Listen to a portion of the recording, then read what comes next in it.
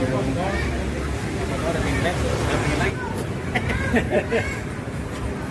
yang bantu turun.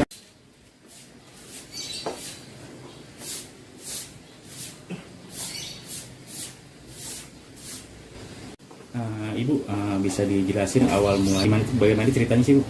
Jadi yang sebelumnya kan saya kan dari gerbang itu kan gerbang Marakas kan saya kan di situ agak lama tuh ngobrol sama orang driver juga kan ya, maksudnya udah di mana katanya gitu ya.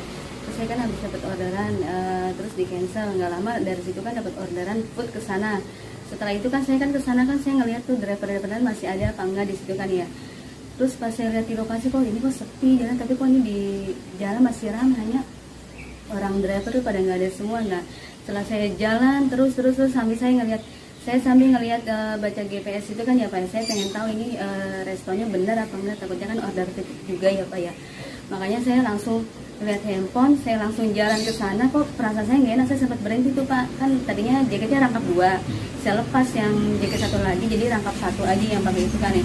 Pas saya belokan situ ke kiri, itu kan posisinya udah gelap banget tuh ya Pak ya. Kata saya, kok saya perasaannya nggak enak. Nah pas itu saya disalip sama dia itu, terus dia bilang gini, ayo kata dia gitu. Itu tuh benda itu udah ditunjukin ke saya begini kan, otomatis kan saya spontan kan, saya jadinya mau gimana ya, saya udah panik apa gimana. Terus akhirnya saya didorong sama dia, terus saya jatuh motor saya, terus dia mau ngambil apa, terus handphone masih ada di sini di motor itu kan ya.